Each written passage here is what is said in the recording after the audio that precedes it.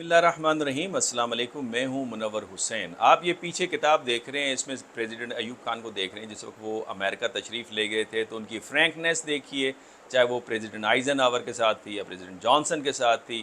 اسی طرح آپ پرویز مشرف صاحب کو دیکھیں جب انہوں نے وزٹ پے کیا، اور اسی طرح آپ جنرل ضیاء الحق صاحب کو دیکھیں تو آپ کو ایک فرینکنیس نظر آتی ہے۔ اس کا مطلب کیا ہوا؟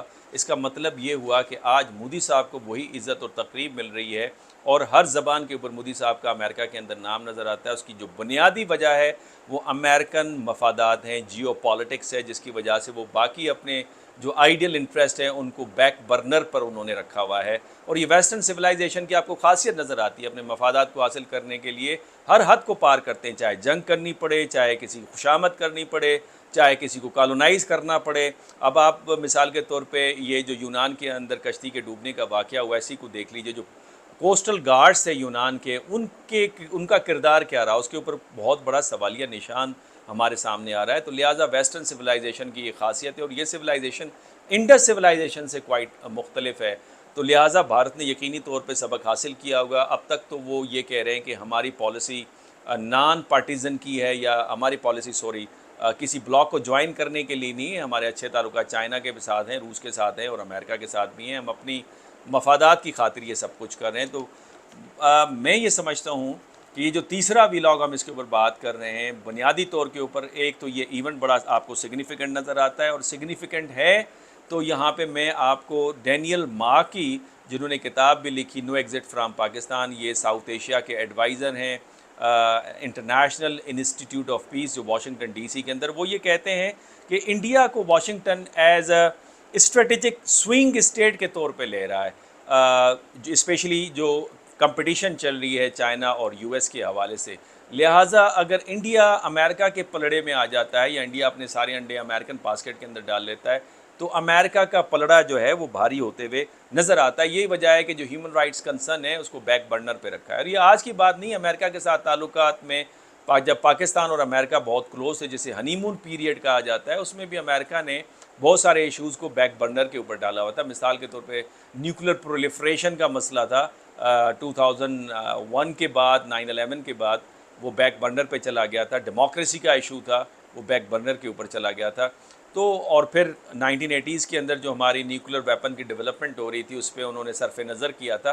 تو اس طرح امریکہ کا یہ بیہیویئر رہا ہے۔ اس کا مقصد geopolitics is more important than the American ideal interest, یہ امریکہ کی پوری تاریخ میں نظر آتا ہے۔ لیکن امریکن جسٹیفیکیشن، جس طرح میں نے پچھلے ویلاگس کے اندر بھی کہا، آئیڈیل نظر آتی ہے۔ کیگلے وٹکاف کی بک کا میں نے ذکر کیا تھا، امریکن فارن پالیسی، کہ اگر آپ امریکن فارن پالیسی کی تاریخ دیکھیں تو وہ جسٹیفیکیشن ہمیشہ آئیڈیل دیتا ہے، ورلڈ ویو میں ہمیشہ آئیڈیل ہوتا ہے۔ عراق کیوں جا رہے ہیں؟ عراقی لوگوں کو آزادی دلانے کے لیے۔ افغانستان کیوں جا رہے ہیں؟ جی جمہوریت کے لیے۔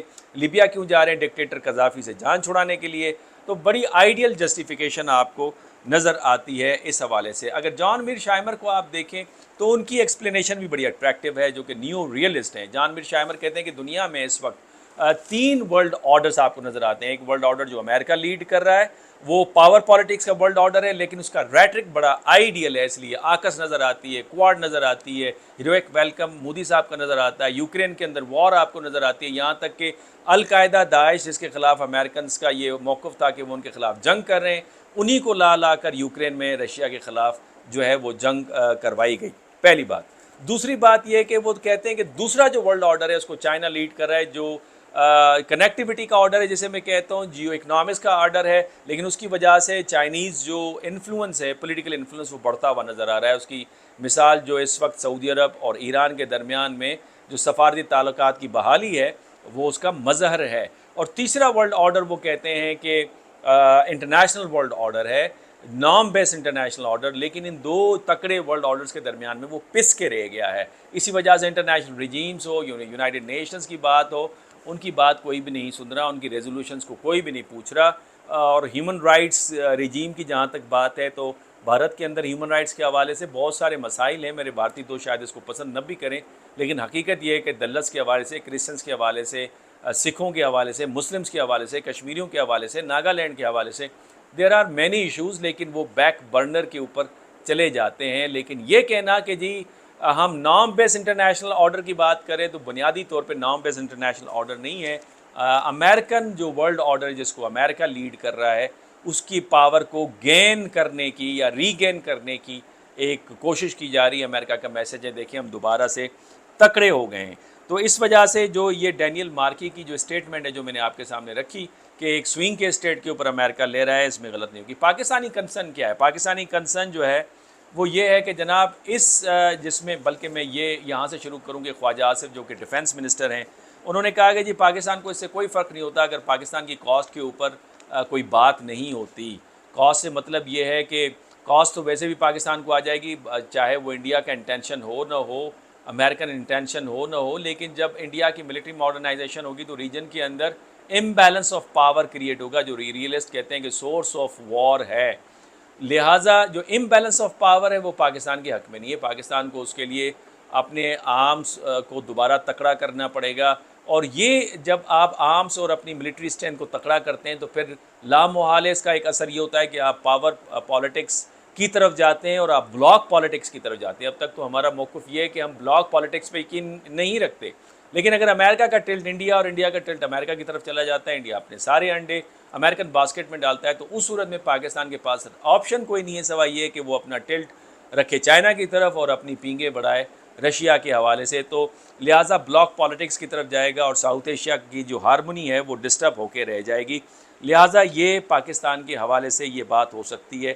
البتہ خواجہ آصف کہتے ہیں کہ اس سے فرق اس لیے بھی نہیں پڑتا کہ انڈیا لامحال ایک بڑی منڈی ہے، ایک ابھرتی ہوئی اکانومی ہے، اور پاکستان کی اکانومی بڑی کمزور ہے اس وقت، جو کہ حالانکہ پاکستان کی جو جیو اسٹریٹجک پوزیشن ہے بڑی امپورٹنٹ ہے، لیکن ان کا کہنا ہے کہ جیو اسٹریٹجک پوزیشن کی وجہ سے اچھی چیزیں بھی پاکستان آئی ہیں اور ہم نے اس کا خمیازہ بھی بھگتا ہے۔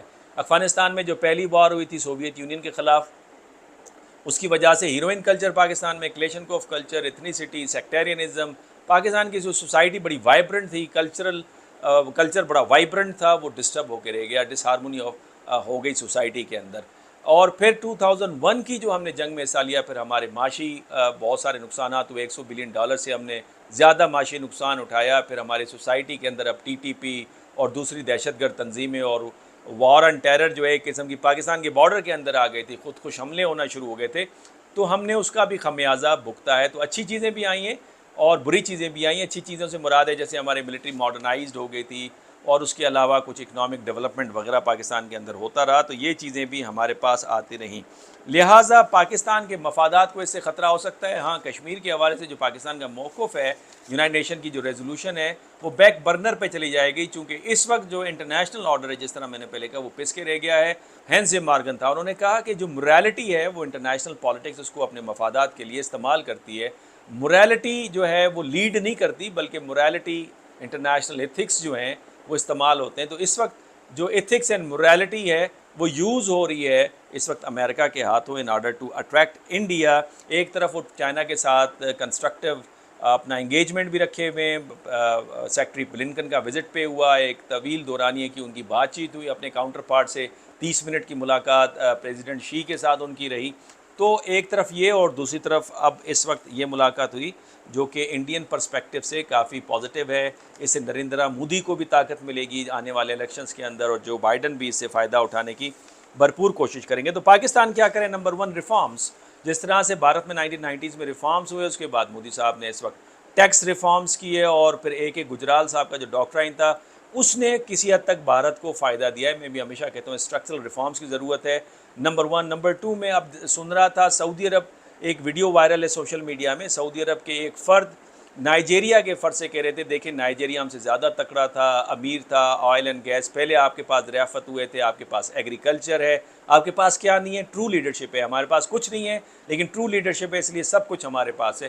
تو ہمیں ٹرو لیڈرشپ کی ضرورت ہے، اور وہ ریفارم کے ذریعے آئے گی۔ Political reforms, local body government کے اوپر آپ لے آئیں، ڈائریکٹ الیکشنز کے ذریعے آپ لوکل باڈی گورنمنٹ بنائیں، اور انفارچونیٹلی جتنی بھی ہمارے پاس پولیٹیکل پارٹیز ہیں وہ اس سے اپنا جان چھڑاتی ہیں، اور وہ لوکل باڈیز کو پاور دینا نہیں چاہتی، ان کے اندر خود ڈیموکریسی موجود نہیں ہے، تو وہاں پہ ریفارم کی ضرورت ہے۔ دوسری جو اہم چیز جس کی طرف میں اشارہ دینا چاہوں گا، ریفارم کے ساتھ ساتھ ٹرو لیڈرشپ کی بات کے ساتھ آنیسٹی اور کرپشن فری معاشرہ ہمارا ہونا پڑے گا، اس کے لیے بھی ریفارم کی ضرورت ہے۔ ہم ہمیشہ سے اس طرح سے نہیں تھے۔ ہمارے جو پہلے چیف جسٹس تھے میاں عبدالرشید، جب ان کا آخری دن تھا تو انہوں نے اپنے اردلی سے کہا کہ یہ انک پین لے جائیے، اس میں سے انک نکال کے سرکاری دوات کے اندر ڈال دیجیے۔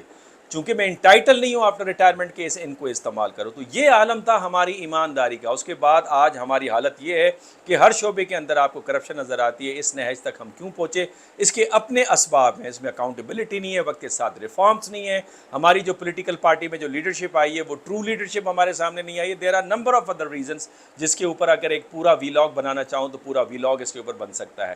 البتہ آ جاتے ہیں سعودی عرب. ایک اور ہمارے سامنے مثال ہے. جب محمد بن سلمان پاور میں آ گئے اور ریفارمز لے کر آئیں تو آج سعودی فائنینشیل مارکیٹ دنیا کے سطح کے اوپر ترقی پا چکی ہے. G20 میں سعودی فائنینشیل مارکیٹ یا سعودی اکانومی 7 درجے ترقی کر کے تیسرے نمبر کے اوپر آ چکی ہے. تو ہمیں بھی ریفارم کی ضرورت ہے, اور جب ہم ریفارم کر لیں گے اور ہماری اکانومی چل پڑے گی, ہماری سوسائٹی اور اکانومی کی یوٹیلیٹی ہوگی پوری دنیا کے لیے, تو دنیا آ کے ہمارے لیڈرز کو خود جھپی پائے گی, بجائے یہ کہ ہم جا کے دوسروں کو جھپیاں پانا شروع کر دیں. یہی وجہ ہے کہ آج کے دن جب میں یہ ویلاگ ریکارڈ کر رہا ہوں تو مودی صاحب کو ایک نیا ایوارڈ ملا ہے ایجپٹ کی طرف سے, جو ایک اور مسلم ممالک ہے. السیسی جو وہاں کے صدر ہیں, انہوں نے آرڈر آف نائل جو ہائیسٹ آنرڈ ایوارڈ ہے وہ مودی صاحب کو ایوارڈ کر دیا گیا ہے. تو پاکستان کو بھی اس طرح کی عزت اور تقریب دنیا کے اندر مل سکتی ہے, چونکہ ہمارے سائنٹسٹ اور ہمارے باعلم لوگوں نے پاکستان کا نام روشن کیا ہے,